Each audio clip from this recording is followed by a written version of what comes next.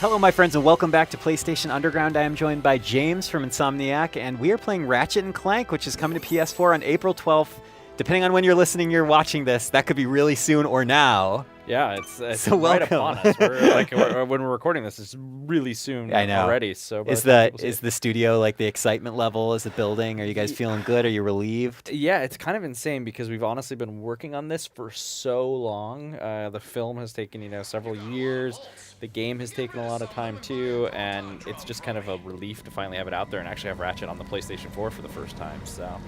And it's so gorgeous. I mean, you and I have talked already, and I don't go back with Ratchet as far as the original days, but I joined in kind of on the Future series, and I've been really excited about this game because, this Ratchet and Clank is, I don't want to say a return to form per se, but it's a revisiting the origin story of this famous PlayStation duo, and, obviously using the power of the PS4 to deliver Insomniac's classic, gorgeous visuals and great weapon design. There's just so much to talk about. So kind of walk me through some of the basics. Yeah, so, we had always wanted to make a Ratchet and Clank movie. And so that was kind of where everything got kick-started. And we had this movie happening, and coming to actual theaters. Actual theaters. It'll be in theaters on April 29th in North America and coming to a lot of other countries too soon after.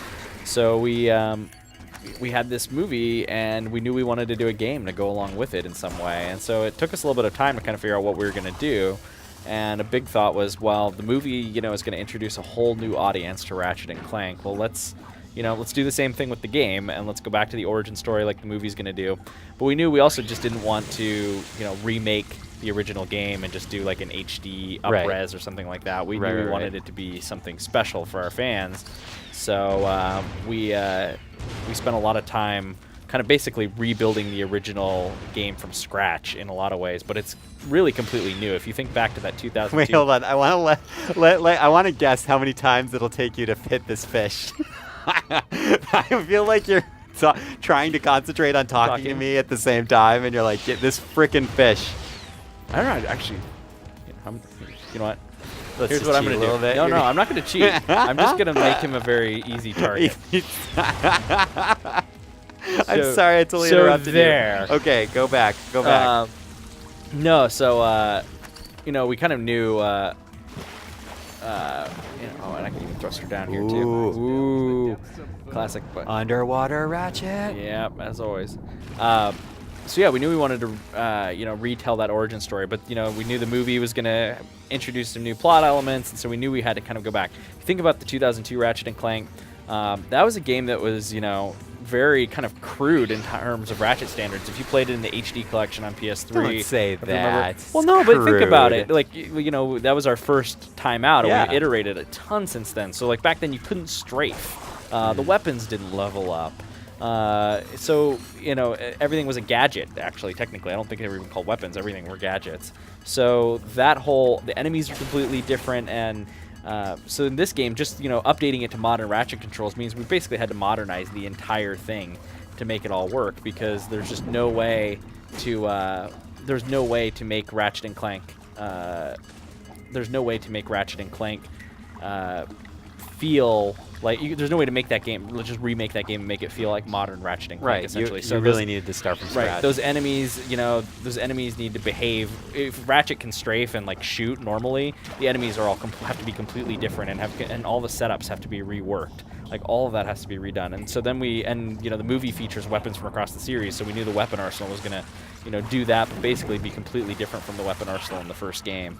And so we spent a lot of time kind of figuring out what those elements would be. And basically rebuilding everything from scratch. We didn't like import the old game or anything like that. We rebuilt all the levels and assets, and there's some brand new planets, there's brand new weapons and enemies, there's cutscenes from the there's 60 minutes of new cutscenes, plus there's about 20 minutes of the film footage is in the game as well, so you'll see little bits of the film to tell some key story moments. And really as a whole, it just feels like, if you're a fan of the series, this will feel really familiar in places. You'll go to planets and locations you remember and have some story elements you remember. But at the same time, it's also going to feel really fresh and new. And that was one of the big keys for us. And I feel like the classic question with you guys, which I'm sure you've answered maybe 5 billion times, is about weapons. It's about like, oh, what are the cool Insomniac style weapons in this game? I see some familiar ones, but there's also I think you guys are going to be adding a couple new items here and there For as well, sure. right? So if let's see, I did buy it, didn't I? Oh, maybe I didn't buy it. Maybe I just bought Mr. Zircon. So we have one that if we get enough bolts, maybe I can buy it before we get done here, and that's called the Pixelator, and that's a brand new weapon for this game. And the Pixelator is just this terrific gun that turns everything into old school pixels, and it's kind of funny because it's actually an idea we had back on the PS3, but it's really hard to make beautiful assets look bad. Exactly. It takes a lot of processing power to make turn them into little boxes and voxels essentially. So we spent a lot of time working on that, but it turned out really well, and they explode in this like shower of pixels, and it's just really fun. And there's all these like old school video game effects with it, and it's just something we were really that we think is really fun, and definitely is like a classic. Man, that's embarrassing. Oh no! I keep getting caught on those guys while talking. All right, well, let's do this for real. You know what? focus. The amount of crap I'm gonna get when this goes out is gonna be unreal. Who knows? Maybe people will celebrate how real of an insight into Ratchet and Clank this is, or we'll just cut it out. Doesn't matter. Oh, well, it could be good too. Hopefully, I didn't say anything too good where you have to leave it in. No, it's okay. I'm known for sometimes dying in demos. That's okay. Well, let me tell you a little bit about one of my Ratchet and Clank experiences, which is flipping the heck out at Ratchet and Clank: A Crack in Time, which I just thought was one of it has such an amazing final moments. Just the series of, the story and the action and the final boss battles. I mean, all of it is so good, and I really enjoy it. And also, I'm just going to keep my fingers crossed for. I think you got it this time. Yeah, I think so too. That was really tight, man. Yeah, it's a tight. It's not super easy all the time. I think you got it. Oof, that was close. I think it said 6 to 7%. Yeah, it's pretty much down to Ratchet was about to run out of breath. See, even Ratchet thought it was close. Goodness gracious. Crack in Time is probably, one of my all-time favorite Ratchet games up there with Up Your Arsenal and Going Commando, and I think you probably hear that from a lot of fans. And what's so fun about it is, we've definitely put a lot of heart into the story over the years, and I think you saw that in the PlayStation 3 games. We really started striving to kind of feel like a Pixar movie, and so that was something that was really, really important to us, and that was a game where I feel like we maybe really hit it on the PlayStation 3. Oh, absolutely. And so it's been fun coming back. We have a CG animated movie now, and we're coming back to this game and kind of working on it. And making this CG animated, making this experience feel like a CG animated movie, but also kind of being able to inject that. Because if you think back to the original game, Ratchet actually was sort of a jerk to Clank in the original Ratchet and Clank, and that's actually not quite. There's a lot of the plot elements from the original game we've kept and stayed the same, but I would say we've softened that a bit because that wasn't really what we wanted. We actually changed voice actors after the first Ratchet game, so James Arnold Taylor has only been Ratchet since Going Commando. So that's kind of actually something cool about this as well. You actually get James Arnold Taylor in the origin story for the first time. Oh, cool. I would have never known. Yeah, it's a fun thing too. And it's also great with the film. We actually were able to keep, at least in North America, they were able to keep the voice actors from the game.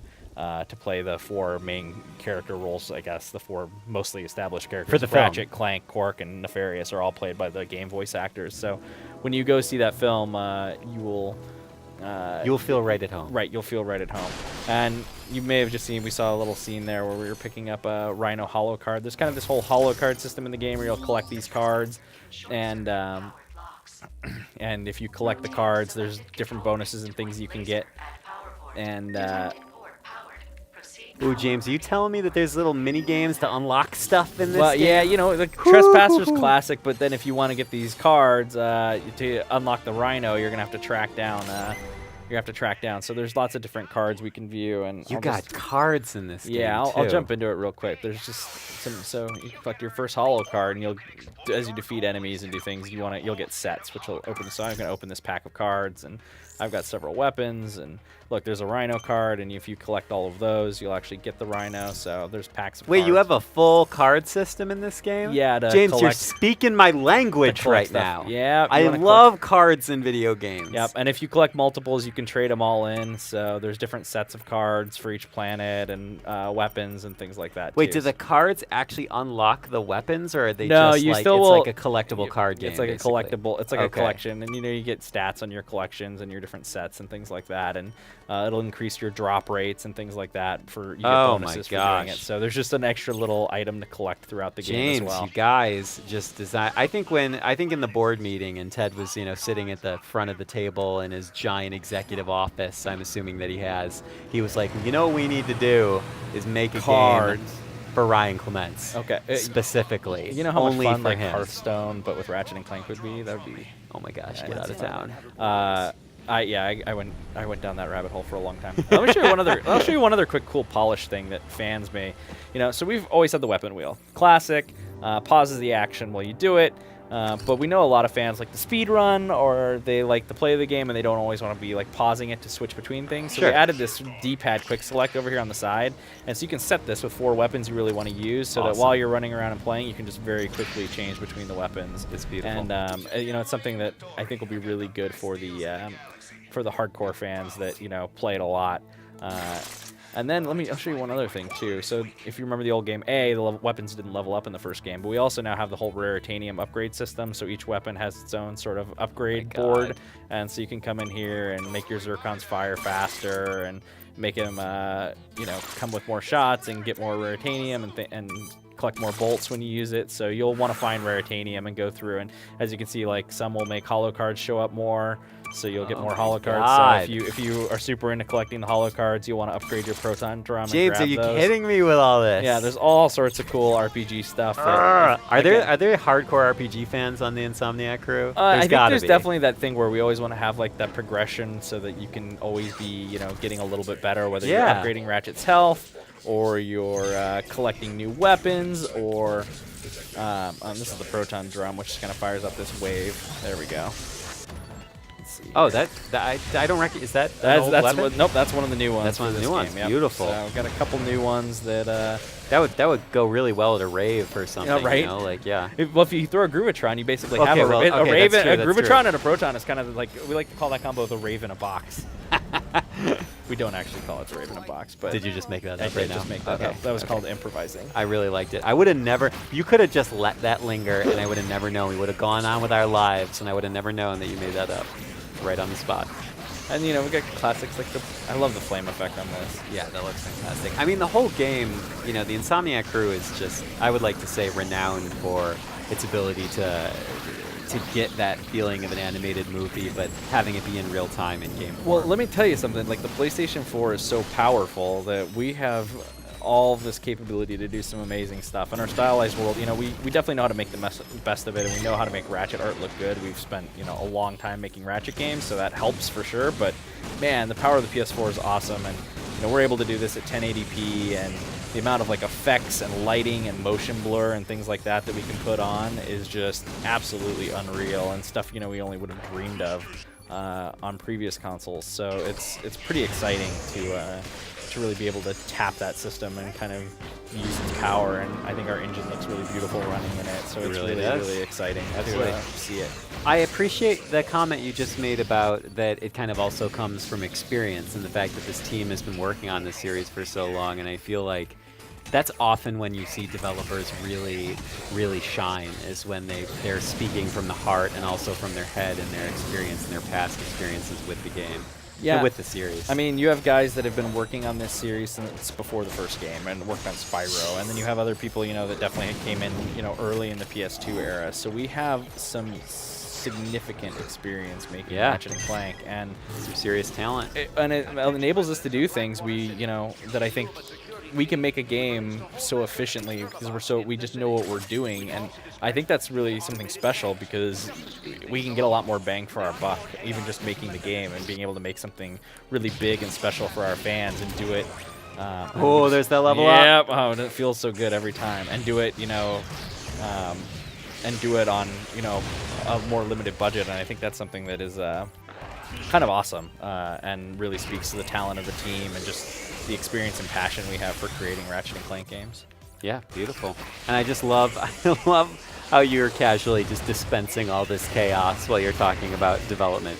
Yeah, you know, you get your Mr. Zircon out, and oh, look, I just picked up another card. And now it's like, hey, change your weapon, dummy. Oh, now we got a tank. Oh, boy. You're handling yourself very well, though. Well, I mean, as long as it's not a timed running challenge from water, I'm fine. As long as it's Ratchet not, combat? As long as it's not a single slow-moving fish or a timed water challenge, James has it on lock. You know, it's really ever since Teenage Mutant Ninja Turtles on, like, the NES, like, the sewer levels always get me down. But once I'm out on the streets, it's fine. when you hit the streets. Oh, man. Yeah, this is looking really. I mean, and I just want to play this now. We don't have long to wait either. I shouldn't even complain. It's not like I have to wait like months and months. April 12th it's really, really exciting for us. Like I said, it's been weird. You know, you think about Ratchet and Clank. A Crack in Time came out 6.5 years ago.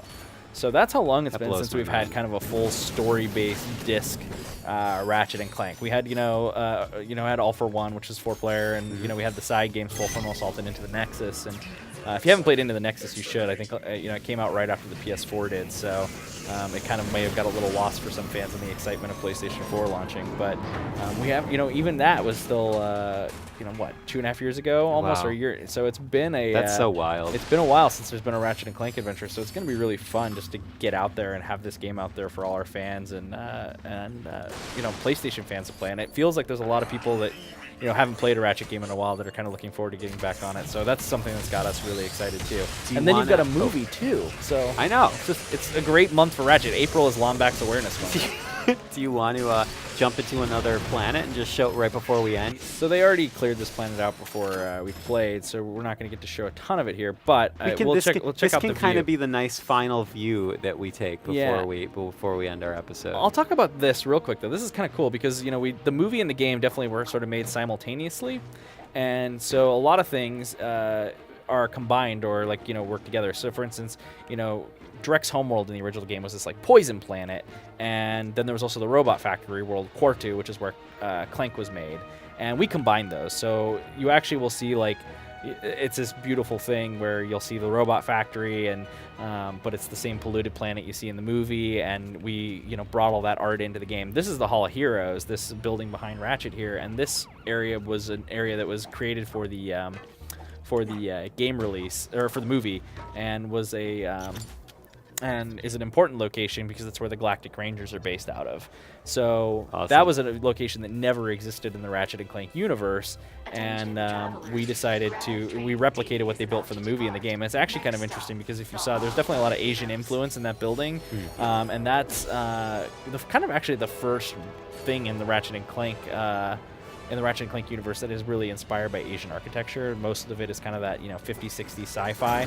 So it's kind of actually a fairly unique building in the Ratchet and Clank universe, and I think that's pretty cool because there's definitely stuff where the movie took the game models and up-res them and used our game models, and then we also took a lot of stuff that they created and concepts that they created for the movie and built it back in the game, or got assets from them, put it in the game. So there's assets traded back and forth from the game to the movie as well.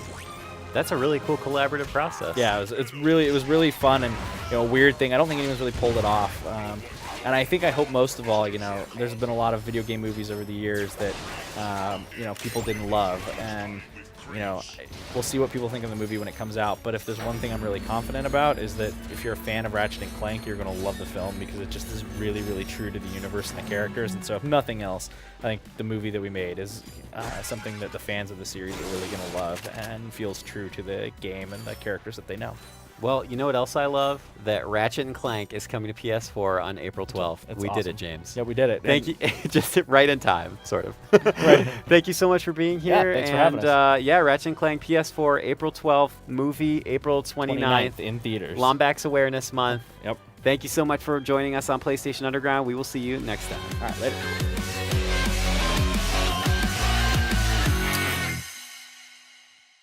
PlayStation